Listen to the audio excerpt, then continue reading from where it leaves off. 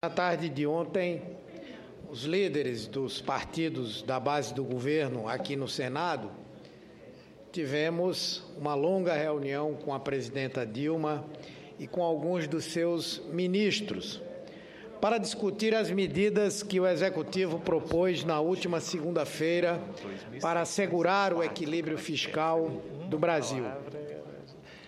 Foi uma conversa em que ouvimos bastante as razões do governo para apresentar essas suas medidas de cortes de investimento e de aumento de fontes de receita, mas em que também pudemos externar os nossos pontos de vista e as nossas inquietações com muitas das proposições feitas. Seguramente tudo chegaria aqui no Congresso Nacional em moldes muito mais adequados se uma ampla negociação tivesse precedido o anúncio das medidas.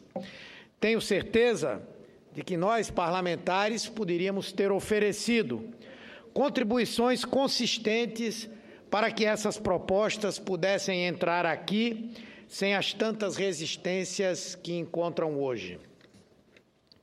Penso também que o governo tropeçou no calendário. As medidas anunciadas na segunda-feira deveriam ter vindo depois de anúncios detalhados da reforma na máquina administrativa federal que o governo está produzindo para serem minimamente bem recebidas pelos brasileiros.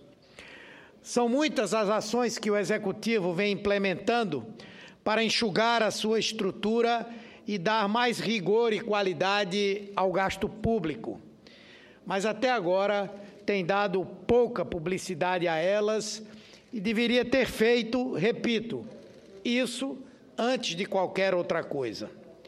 O redesenho dos ministérios, confusões e extinções de alguns, o corte de cargos comissionados, a otimização de procedimentos como a redução no número de veículos e a unificação de licitações de serviço que servem a toda a administração, tudo isso, enfim, vem sendo pensado pelo governo e deve ser anunciado pela presidenta da República na semana que vem. Mas era um dever de casa que poderia ter sido apresentado antes das recentes medidas anunciadas. Ao atravessar o samba com tantas urgências, o governo terminou por evidenciar certo descompasso de ações, mas não deixa de demonstrar que está, sim, cortando na própria carne, que está dando, sim, uma significativa participação nesse amplo ajuste que propõe. Só nesse ano são 84 bilhões de reais contingenciados no orçamento das despesas do governo federal. Para o ano, são 26 bilhões em cortes, já em cima de um orçamento com a base bastante reduzida do que vai ser executado nesse ano de 2015. No entanto, o governo não consegue fazer chegar à sociedade essas ações tão importantes que foram propostas. Eu peço a Vossa Excelência um pouco de tolerância para que eu possa fazer aqui a minha explanação. Com toda certeza, isso acontece. Por outro lado, o governo deveria ter deixado absolutamente claro que preservou as áreas sociais. O que nós vimos nos últimos dias foram grandes órgãos da imprensa apresentando ao governo ultimátumos para manter uma postura de apoio à continuidade do governo, que é algo previsto pela Constituição, e para isso pedem cortes na saúde, na educação, até no próprio Bolsa Família.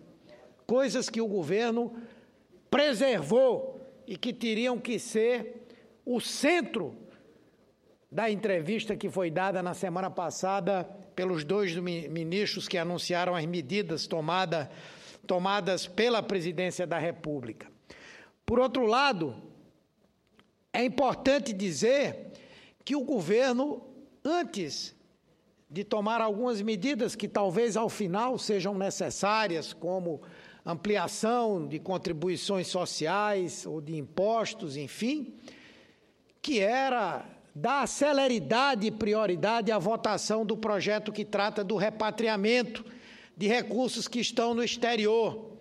Ou seja, os mais pessimistas falam de 25 bilhões de reais. Os mais otimistas falam em mais de 100. E aqueles que dizem estar dentro da realidade falam em algo em torno de 60 bilhões. Pois bem, esses 60 bilhões, se de fato fossem arrecadados, não só permitiriam a formação dos fundos de investimento e de compensação para a unificação do ICMS, como também permitiriam recursos para estados e municípios, para o próprio governo federal, e como esses fundos não vão ser mexidos em 2016, dariam uma contribuição efetiva para a construção do superávit primário. E só depois que nós tivéssemos o resultado dessa repatriação, poderíamos começar a discutir alguma complementação de recursos para tantos cortes. Eu não consigo realmente entender por que não é melhor esperar para ver esse resultado, ao invés de mandar para cá medidas que talvez sejam necessárias, que são importantes, mas que nós sabemos que tem pouca possibilidade de hoje passarem no Congresso Nacional, seja na Câmara, seja no Senado. E é preciso fazer um debate político. No Brasil, sempre foram os pobres que pagaram pelos ajustes. E agora as elites do Brasil querem que, mais uma vez, inclusive num governo do PT, sejam os pobres que venham a pagar por esse ajuste. Ninguém fala de quase 500 bilhões de reais que foram desonerados para empresas brasileiras, para que elas pudessem produzir, para que elas pudessem manter os empregos que havia no Brasil, e muitas delas nem isso fizeram. Isso é investimento. Para os pobres, não. É preciso reduzir o Bolsa Família, é preciso reduzir os recursos para a saúde, para a educação, para a previdência, é preciso mudar a política do salário mínimo. Não. Isso nós não poderemos e não iremos aceitar.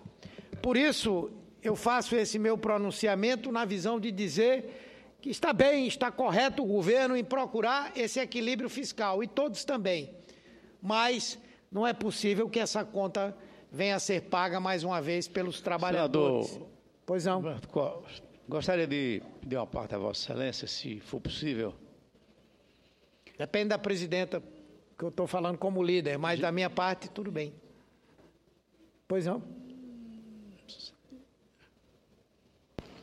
Conceda a palavra, senador Antônio Carlos. Obrigado. Senador Humberto Costa, acho que Vossa Excelência, como uma das lideranças proeminentes do Partido dos Trabalhadores, partido que apoia integralmente o governo da presidenta Dilma, está fazendo um pronunciamento, a meu ver, que mostra que no partido do governo existem lideranças sensatas que analisam o quadro assim, de forma despojada, mostrando os equívocos cometidos pelo governo e as saídas que podem ser apontadas para vencer a crise. Sabemos que é muito difícil a aprovação desse pacotaço. E, como disse Vossa Excelência, deveria ter havido um debate anterior, uma convocação anterior das lideranças do Congresso Nacional, a fim de debaterem com o governo não só essas saídas, como outras tantas que não vieram nesse projeto de mudança de ajuste fiscal. Como, por exemplo, a questão que nós debatemos ontem, de que um sócio de empresa, ele recebe o benefício anual, né, do lucro de sua empresa e não paga um tostão de imposto de renda. Isso aí, segundo cálculos do próprio autor, que é do Partido dos Trabalhadores, o senador Walter Pinheiro, daria uma economia aproximadamente de 50 bilhões de reais. Isto é sobre uma classe privilegiada.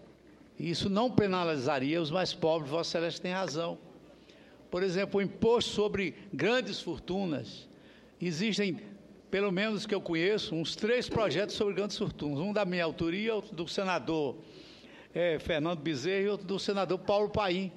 Esses projetos não andam, apesar de que o da minha autoria já foi aprovado pela Comissão de Assuntos Sociais. De forma que Vossa Excelência tem toda a razão quando diz que o prejuízo não pode recair sobre os mais pobres.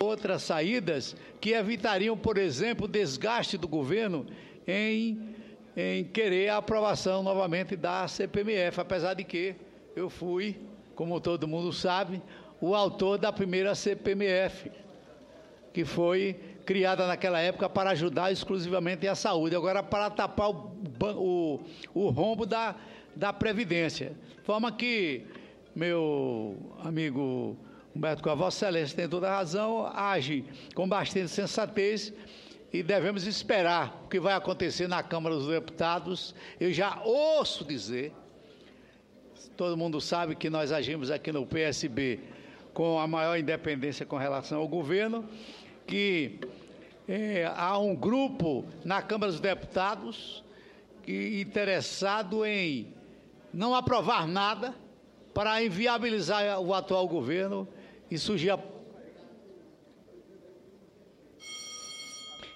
a possibilidade da substituição de Dilma pelo vice-presidente da República. Esta conversa já existe nos bastidores, de não aprovar nada para tornar a governabilidade impossível e a solução seria o vice-presidente da República. Bom, isso é o que acontece nos corredores do Congresso.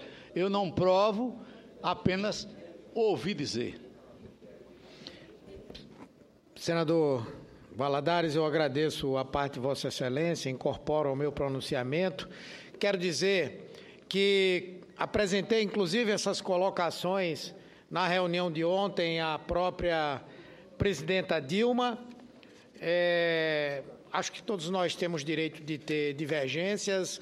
Tenho absoluta, total e completa identidade com esse projeto. Dediquei toda a minha vida a ele. Acho que o que alguns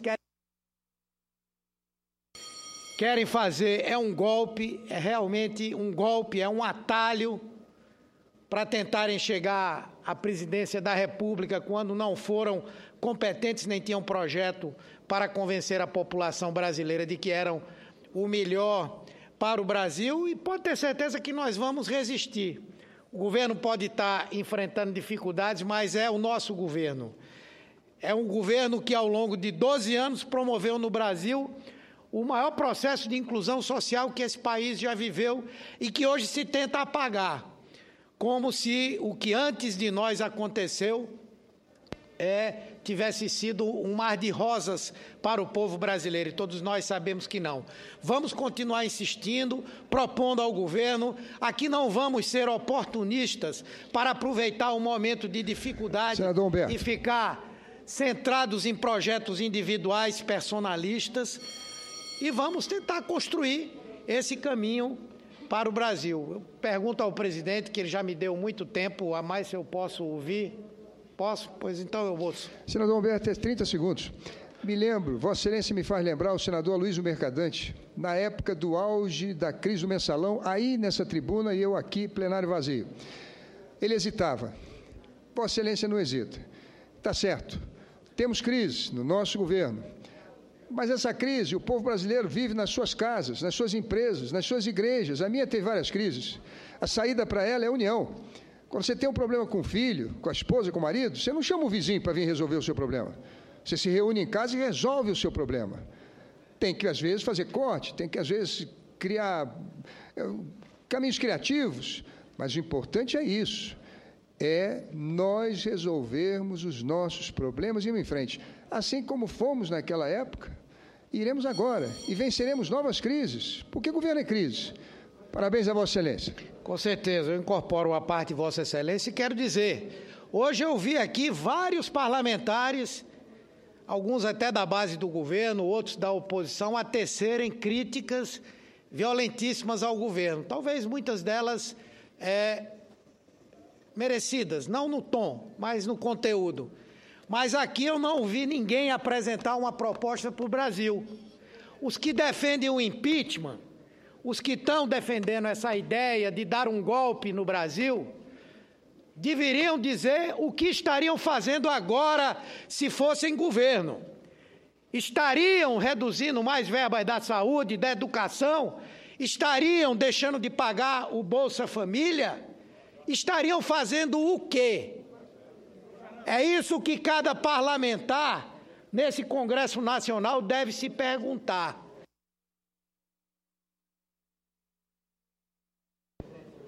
Com a permissão da senadora Marta Suplicy, que já... O Congresso Nacional não pode agora dizer que o governo, qualquer que tenha sido o erro que tenha cometido, está terceirizando a crise. As propostas vão chegar aqui. Se o Congresso com elas concordar, que vote, aprove e ajude o Brasil. E se não concordar, apresente o que se deve fazer para enfrentar essa crise, que não está prejudicando o governo e o PT tão somente, está prejudicando o Brasil. E quanto mais a crise se aprofundar, mais difícil, ou talvez até inviável, se torne a saída dessa crise. Agradeço a tolerância de Vossa Excelência e a tolerância da senadora Marta Suplicy. Muito obrigado.